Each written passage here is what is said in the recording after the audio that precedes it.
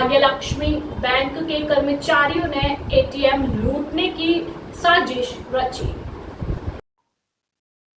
8 अगस्त को एटीएम से 17,39,500 रुपए लूटे गए थे। किनवट थाने में मामला दर्ज होने के बाद शक की सुई मुख्य रूप से बैंक के कर्मचारियों पर ही टिकी थी।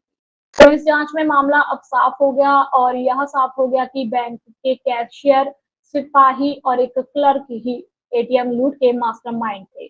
पुलिस अधीक्षक अविनाश कुमार ने शनिवार को प्रेस वार्ता में इस संबंध में अधिक जानकारी दी। भाग्यलक्ष्मी महिला बैंक का क्लर्क रितेश संग्राम विराले इस एटीएम डकैती का मुख्य मास्टरमाइंड है। इसके लिए विराले ने बैंक कैशियर भरत देवीदास सोनटक्के को भी इस डकैती में शामिल किया, जिन्हें पैसों की जरूरत थी और रिटायरमेंट से कुछ दिन ही दूर थे।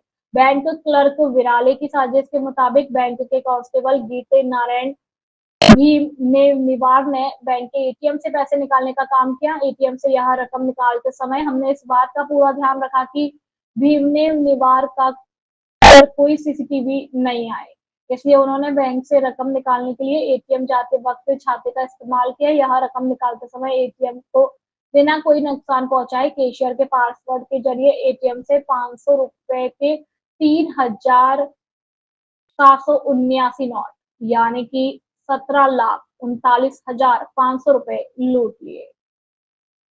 नांदेड़ संवाददाता मोहम्मद रफीक की रिपोर्ट।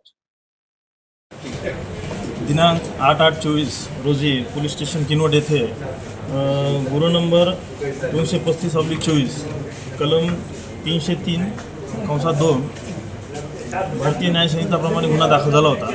त्यामध्ये किनवट येथील भाग्यलक्ष्मी महिला सहकारी बँक जे आहे त्या एटीएममधून 17,39,500 रुपये हे चोरी गेले होते। त्याप्रमाणे त्यांची तक्रार होती।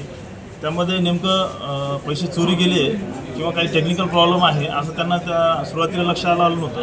त्यानंतर त्यांनी चेक केल्यानंतर पैसे त्यांना त्यामध्ये त्यांच्या एटीएममध्ये मिळून आले नाही। त्यावरून त्यांनी पोलीस स्टेशनला गुन्हा दाखल केला। त्या दरम्यान त्या गुन्ह्याच्या तपासामध्ये पोलीस स्टेशन किनवटचे PI सर बिर्ला सर आणि त्यांची टीम तसेच LCBचे API शेगडे आणि LCBची टीम असे दोन्ही टीम ह्या गुन्ह्याच्या तपासामध्ये होते। त्या दरम्यान आम्ही सुरुवातीला तर संशय, कारण त्या एटीएमला जो पैसे काढण्याचा जो पद्धत आहे त्याच्यामध्ये त्या एटीएममधून जर त्याला कुठलं डॅमेज न करता जर पैसे काढायचे असतील तर त्या एटीएमचं पासवर्ड जे असतं ते महत्त्वाचं होतं।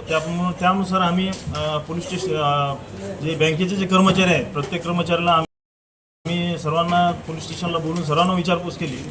त्यामध्ये त्या ठिकाणी जो शिपाई आहे तो त्यांनी सुरुवातीला कबुली दिली की त्यांनी हा गुन्हा केलेला आहे आणि त्या ठिकाणी जे कर्मचारी होते त्याच बँकेमध्ये रितेश विराळे हा जो कर्मचारी आहे आणि दुसरा भारत सोनटक्के हे जे त्या ठिकाणचे कॅशियर आहेत, ह्या दोघांनी मिळून ते कॅशियर जे सोनटक्के आहेत त्यांच्याकडे एक पासवर्ड होता आणि दुसरे टाक जे त्या ठिकाणी कामाला होते त्यांच्याकडे दुसरा पासवर्ड होता।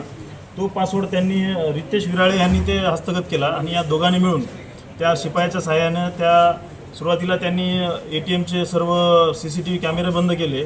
त्यानंतर पासवर्ड टाकून त्या एटीएममधून त्यांनी 17,39,500 रुपये काढून घेतले। घर का भी डंका पालेंगे।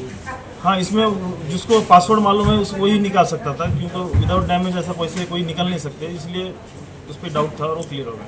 रितेश वराळे किती दिवसापासून बँकेत कार्यरत होता? तो जो 4 वर्ष झाले। जालौन में घर के अंदर सिलेंडर